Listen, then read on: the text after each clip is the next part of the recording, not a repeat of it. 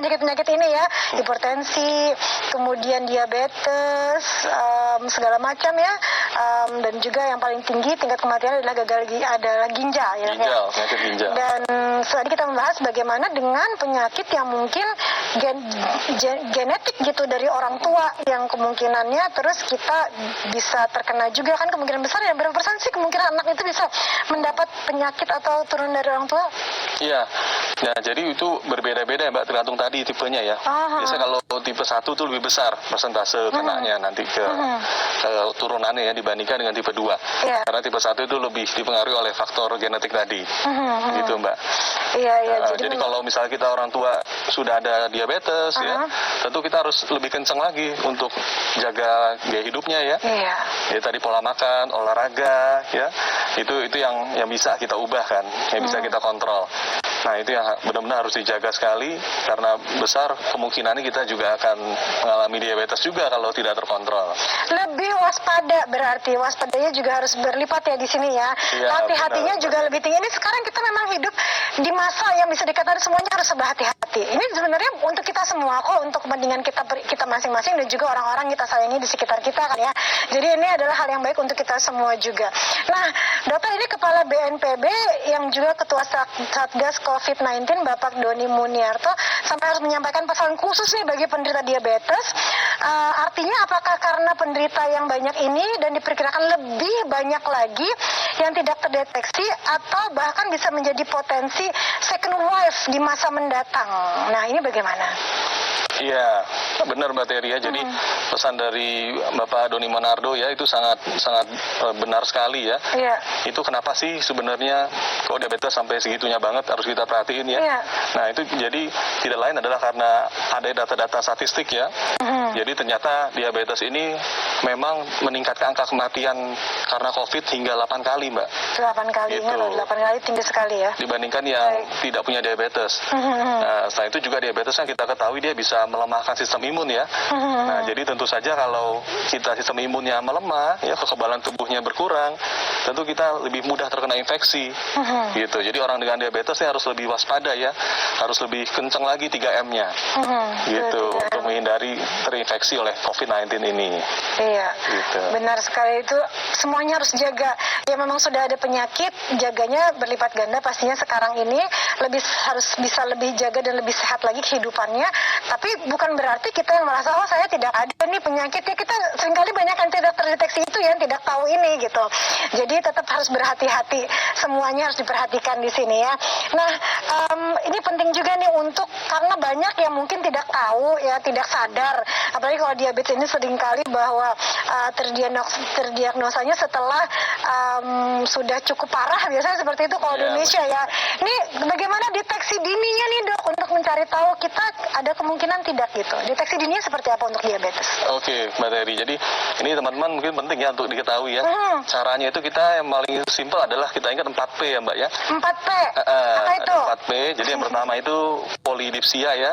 Polidipsia ini jadi perasaan mudah haus. Jadi kita dikit-dikit pengen minum gitu. Oh gitu. Padahal baru aja habis segelas gitu. Oh, haus terus haus ya? Terus, iya sampai bisa segalon kali kalau misalnya banyak banget ya.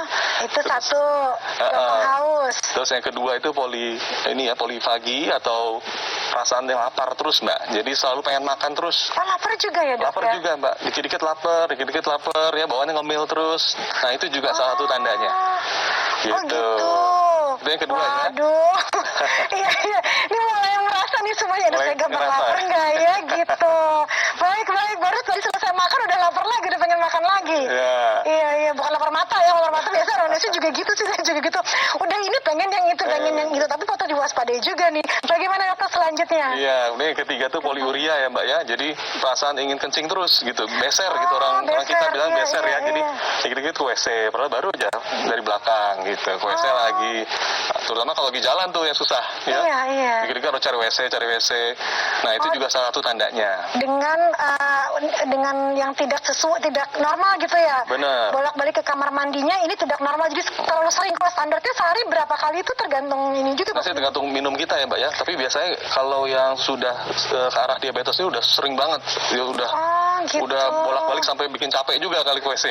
Oh tuh ya. Jadi pokoknya sudah di luar batas normal lah untuk bolak-balik untuk buang air kecilnya seperti itu ya.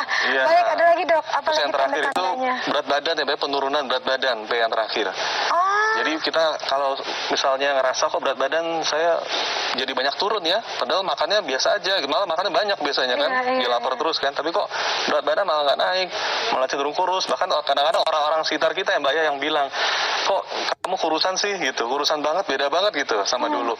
Nah kita perlu untuk cek gula juga itu, kalau misalnya ada seperti itu ya, baiknya kita cek, kemudian kita pastikan bahwa baik-baik saja gulanya. Oh, jadi itu ya, minum haus terus, lapar terus, kencing terus, tapi juga kurus-kurus aja gitu, padahal makannya banyak. Kenapa bisa begitu ya dok? Kenapa kita jadinya berat badannya turun gitu, walaupun makan banyak gitu dia? Kenapa bisa seperti itu? Iya, jadi itu karena metabolisme gula kita di dalam darah tuh udah nggak bener Mbak.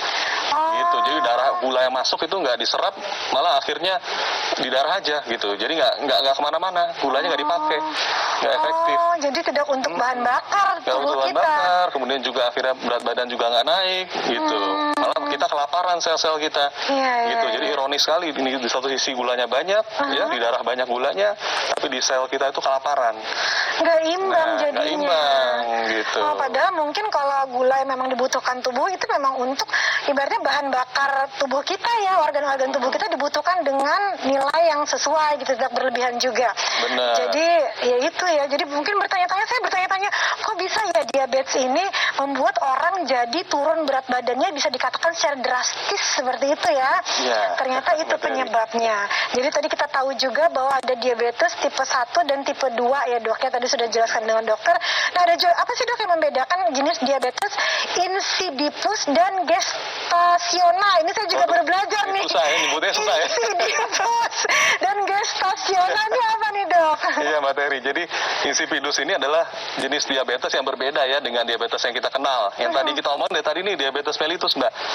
Yang tadi beda. Standarnya banyak di pasaran saya bilang, di masyarakat adalah diabetes mellitus. Mellitus, nah itu yang sering kita bicarakan. Masuk yang tadi ini ya, selama ini kita bicarakan itu. Saya sering dengar juga tuh mellitus ini saya baru dengar yang ini. Iya, jadi ada mellitus, ada insipidus. Nah bedanya apa sih? Bedanya itu sebenarnya ada 3 aspek ya Mbak ya, yang membedakan. Jadi satu, yang pertama kalau diabetes mellitus itu sering dikenal dengan diabetes gula. Jadi bermasalah gulanya Mbak. Gitu. Tapi kalau insipidus itu diabetes air. Ya. Jadi bermasalah itu airnya. Air di tubuh kita. Nah, kenapa sih bermasalah kok air gitu? Nah, itu kembali ke aspek yang kedua ya, yaitu penyebabnya. Jadi kalau diabetes insipidus, itu penyebabnya adalah hormon yang namanya vasopresin. Ya, Mbak ya, ini mengatur air. Gitu.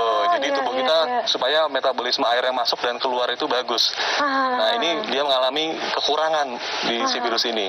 Akibatnya orang jadi banyak kencing, akhirnya dehidrasi. Gitu. Akhirnya juga haus terus. Nah, ini kita lihat gejalanya mirip-mirip Mbak sama diabetes mellitus. Tadi kan juga ada ya, sering gampang haus, sering beser. Itu juga mirip-mirip ya? Mirip-mirip. Tapi nanti bisa dibedakan ya. Biasanya dari pemeriksaan urinnya ya, kita periksa urinnya. Kalau urinnya banyak gula, berarti diabetes mellitus. Kalau urinnya ternyata baik-baik aja, itu biasanya lebih ke insipidus. Gitu bedainnya. Itu dulu deh dok, biar pencernanya jadi tahu.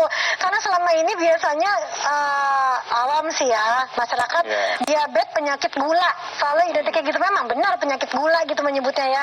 Tapi ternyata ada faktor seperti air juga di sini. Ada jenis yang lain gitu. Jenisnya ya, jenis diabetes. Saudaranya kata dokter.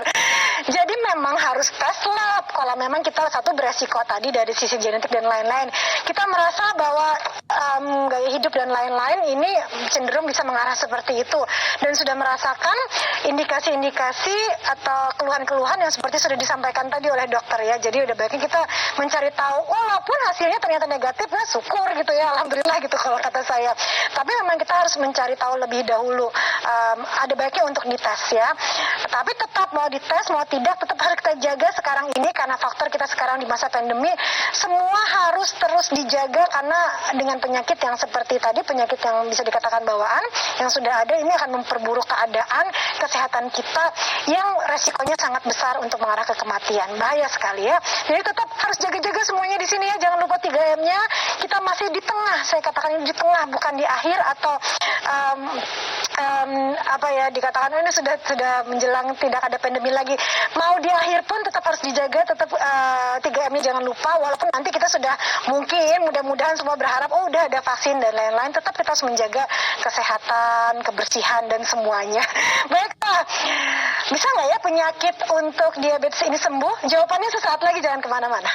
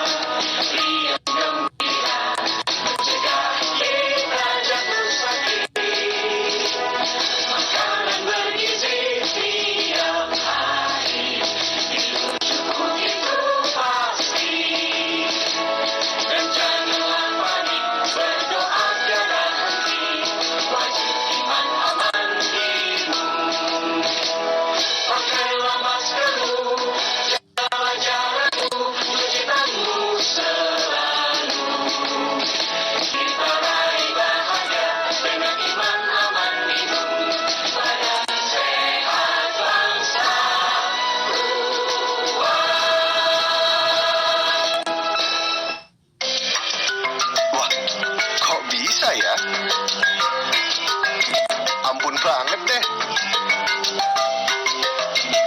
Ternyata hewan juga banyak tingkahnya. Tonton aja kalau penasaran.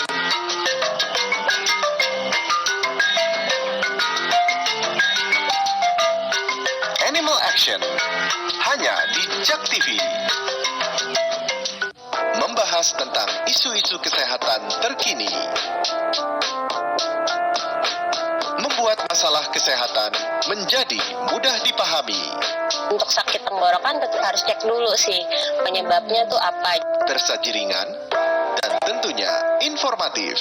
Kalau memang dia ada nodul dan pembengkakan di daerah pita suaranya, memang kita sebaiknya minta pasiennya vokal rest dulu. Simaklah kata dokter.